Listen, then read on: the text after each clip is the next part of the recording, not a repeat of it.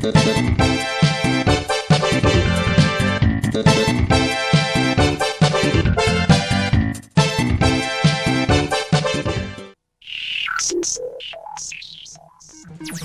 up on Extended Play, we take a walk down memory lane at the classic Gaming Expo in Las Vegas, and we slow down to hit the gritty streets of Manhattan in our review of Max Payne, and we see what happens when old games get a makeover.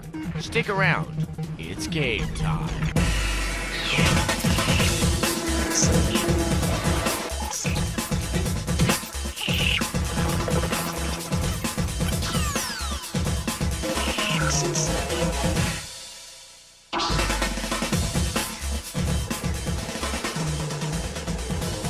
Hello and welcome to Extended Play from the Classic Gaming Expo in Las Vegas, Nevada. I'm Kate Patello. And I'm Adam Sessler. Now, this is one of your best opportunities to catch up on some very old and rare video games. And just looking around, it reminds you that it wasn't all that long ago that controlling a cursor and a stick in a game of Pong was the height of gaming cool. Oh, yeah, now obviously we've come a long way since then, but you know, no matter how much you soup up the graphics and the sound, it's all about one thing: fun.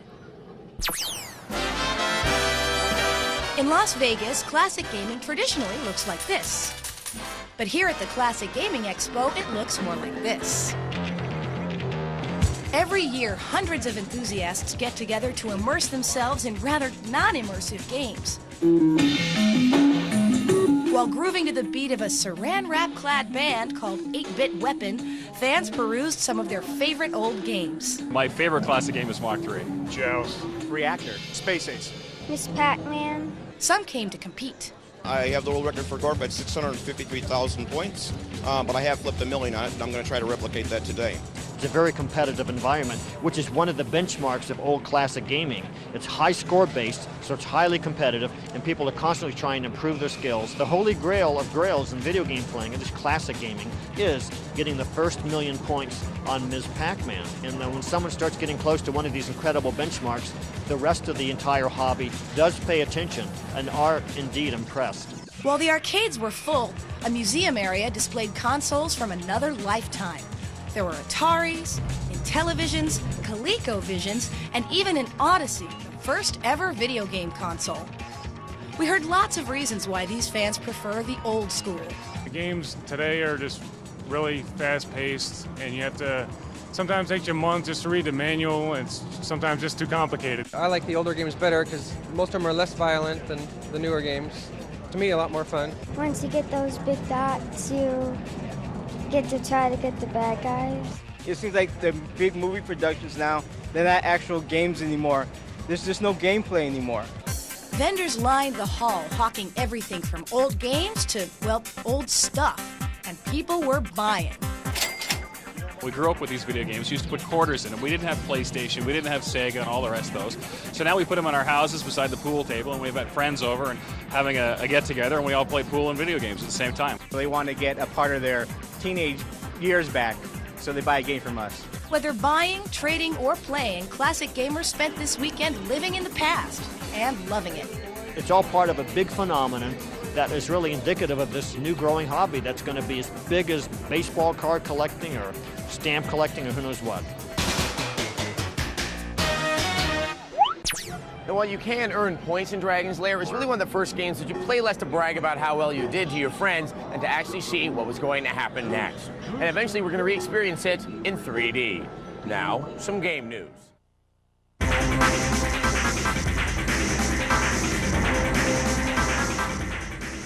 Las Vegas, Nevada was recently invaded by a group of people that had better uses for their quarters than some old slot machine. It was the Classic Gaming Expo, and the old school came out in force to talk about their favorite obsession, video games. Names like Crash Bandicoot and Grand Theft Auto meant nothing here. This was about celebrating the history of gaming.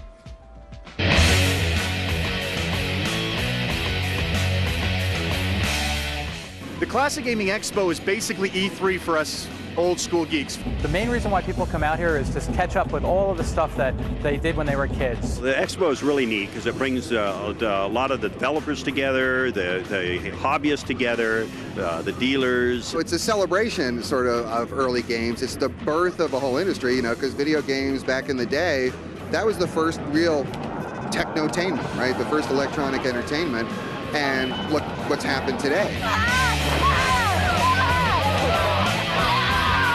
are here to keep Intellivision alive. We got the rights back to the Intellivision games and system, and now we're bringing them on new platforms. We're on the PC, we're on the Mac, we did PlayStation, we are on cell phones. A number of new games for the Atari 2600, also the 5200, and some prototypes that were never released back in the day that people have put onto cartridge now. We're also selling those. I came to show what the Commodore can do as opposed to all the other game machines are out here. Atari computers are out here. And I'm also here selling my videotape series, Once Upon Atari, my video documentary series, the only actual story told by the people who were there of what actually happened. Well, welcome to the Classic Gaming Museum. This is the year we have everything here. There's something for just about every classic gaming system, including some systems that were barely released. One of the highlights that I'd like to show you is a little game system called the NTEX Adventure Vision. Now, this system is sort of a handheld and sort of a console. In 1980, Intellivision decided to take a slight turn with their Intellivision product, and they built a keyboard, a computer-based system around it. Now, if you look at the thing, it's really bulky, but it's very functional. The problem is they're very, very hard to find, and that's part of the reason why it's here in the museum. Essentially, it's just a Vectrex tabletop unit, and we're assuming that about 12 of these were made. About 8 of them have been found to date, and they're all in pretty good condition. I think this is the best one I've ever seen. Gameplay on the old machines, the old games, is so much better and relaxing than the new machines. I do enjoy new and fresh ideas, but there's something tremendously maybe nostalgic or sentimental about the old. Some of the older games were very, very playable. You could just pick them up out of the box and play them. The new games are a lot more involved. A lot of the new games, some are great, but you know, there's a lot of them, they're just like trying to show you what they can do because they have the capacity for it, but the game itself isn't all that cool. Back then it was one person who designed the games and he did everything, you know, graphics, and now you have $1 million teams that are you know, 10, 20 people working on projects, so there's no personalization in it anymore. Now a game is a very elaborate production that there's a lot of money at stake, so the risk factor is the thing that's different. Now people don't want to take a chance with a title. I'm in adrenaline overload here. The arcade games, the consoles, it's for a guy that's in this hobby, this is perfect. They should be here.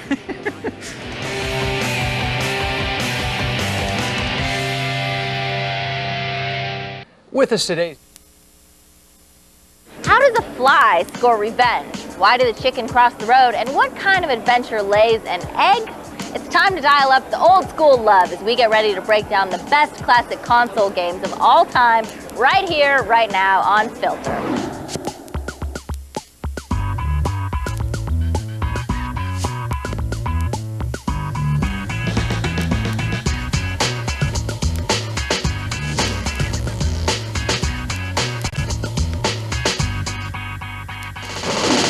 Hello, I'm Diane Mizota, and welcome to Filter. A hand-picked top 10 video game countdown is voted on by you, the viewer, at G4TV.com. Everybody remembers their first time, and whether it was an Atari 2600, Intellivision, or any one of a number of old-school home consoles, the day you finally got your hands on one is the day that your life would change forever. And although the classic games that dominated your early days of play are now nothing more than sweet pieces of nostalgia tucked away in the happy cracks of your brain, their importance will never be forgotten. That's why today we're here at the Classic Gaming Expo in Las Vegas, so that we can pay respect to the games that got us started. But before we get started on the countdown, let's hear a few people reminisce about the good old games.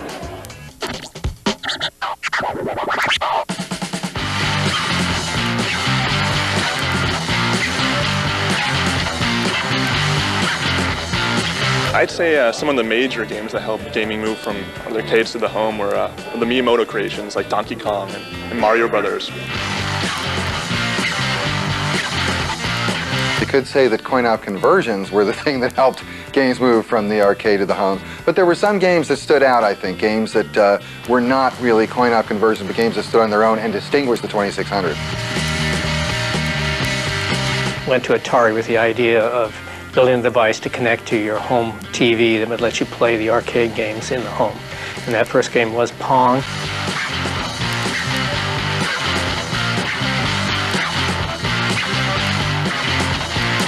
My first console game was an Atari 2600. Like a lot of people in my age, it would have been a Christmas present. Got an Atari 2600 for Christmas. I was at home on Christmas Day playing Air Sea Battle. That was the game that came with the original Sears telegames. We didn't get combat. All my other friends had combat. What you describe as an old school game was really the state of the art and technology at the time that it existed. You had to concentrate on gameplay. The game had to be fun or you weren't going to try to sell it. Okay, before we begin, let me eliminate all confusion by pointing out that today's countdown is limited to games that got their start in the home market. That's why you won't see any games like Pac-Man or Dig Dug. You will, however, see games like Mega Mania. Matter of fact, you'll see that one right now because the Space Invader style shooter starts our countdown at number 10.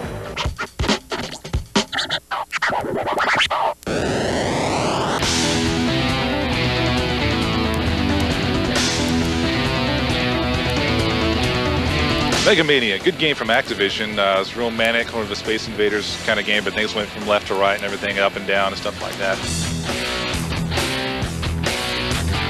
What really made the game unique was that the objects on screen were common items that you may encounter in your daily existence. So we're talking like flying bow ties, flying tires, unusual funny objects.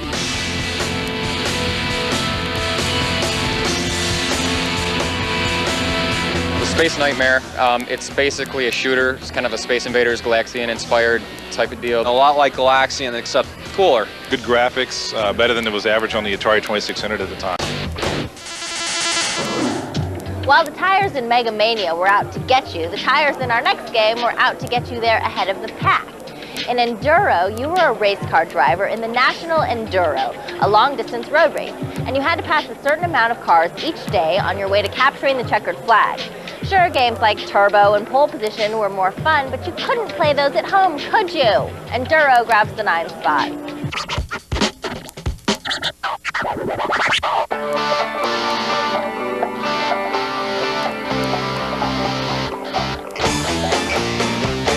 Enduro, good racing game, smoother graphics and scrolling and everything than the other driving games for the 2600. And of course, traditional Activision style was high quality, good gameplay. The designer was a nuclear physicist, I believe, and he designed 2 games, and we've never heard from him since. You were racing at night, you were racing on the ice, you were racing in the rain. That part made it interesting, and it was always challenging. Great way to waste large amounts of time on a good driving game. When Enduro was first released in 1983, Activision offered a membership to the Roadbusters Club and a free patch to anyone who could survive for 5 or more days. But if you were a real hero back then, you didn't need no freaking patch. All you needed was a copy of our next game and a buttload of free time. Take a look at Rescuer Extraordinaire Roderick Hero in the game at number 8, H-E-R-O.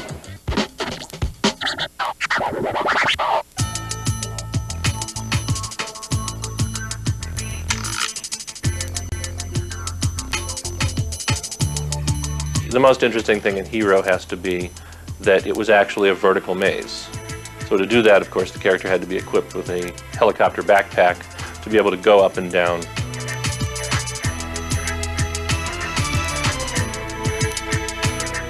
Best Atari 2600 game ever. Best ever. It's a phenomenal game. Tons of things to explore. Very challenging. Way ahead of its time. Really, really advanced game that stands up today against whatever you can put out, on Xbox, Dreamcast, anything. A little FYI, HERO actually stands for Helicopter Emergency Rescue Operation. A little more FYI for you, I still have my old home console, an Atari 2600. What about you? When we come back from the break, we'll find out what happened to your gateways to gaming. Plus, we'll keep counting down till we crown the classic king. Can a road-crossing chicken muster up the courage to grab a victory, or will he get caught in the crosshairs of combat? Find out when Filter returns.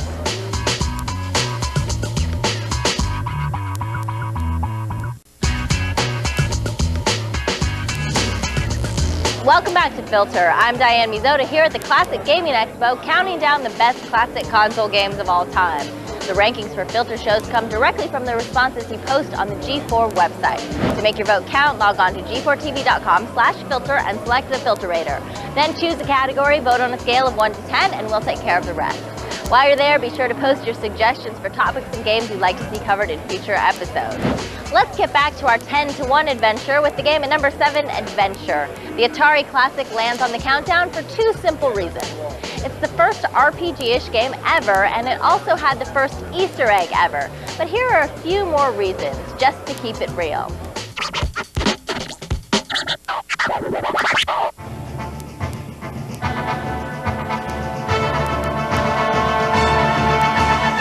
Adventure was a game that launched a genre, and that's what made it so significant. It was very simple. It was a 2K game. And at Atari, Warren Robinette looked at the 2600 and said, I think I can make this, an adventure-like game on the 2600.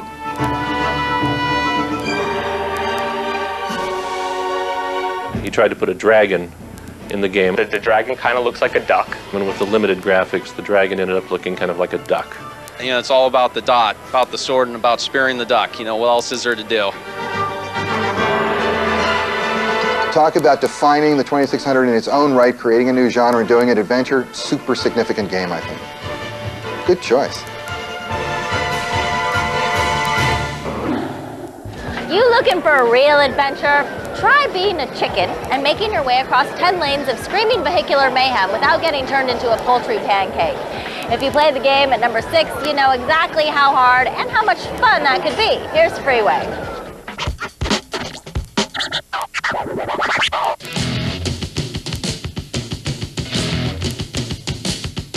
Freeway, avoiding the cars with a chicken, which I think was inspired with David Crane going to Lakeshore Drive in Chicago. I looked at that and I said, well, there's an idea for a video game. Guy trying to get across 10 lanes of traffic. We had a little bit of a problem. What happens when a man gets struck by a car? Jim Levy, president of Activision at the time, he said, hey, I got an idea, turn it into a chicken, and we'll tell the story of the chicken crossing the road. In the last 24 hours of the development process, I turned the man into a little yellow chicken.